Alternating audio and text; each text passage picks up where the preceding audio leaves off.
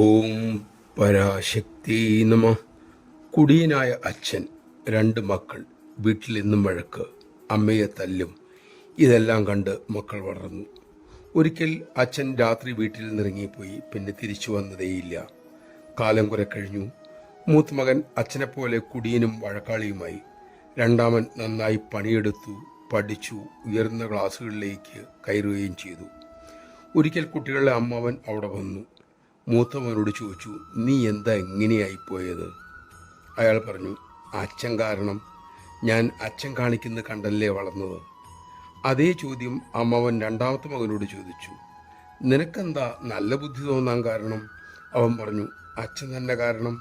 അച്ഛൻ്റെ സ്വഭാവം, അമ്മയുടെ സങ്കടം, ഇതെല്ലാം കണ്ടപ്പോൾ ഞാൻ തീരുമാനിച്ചു, ഒരിക്കലും അച്ഛനെ പോലെ ആകില്ല എന്ന്.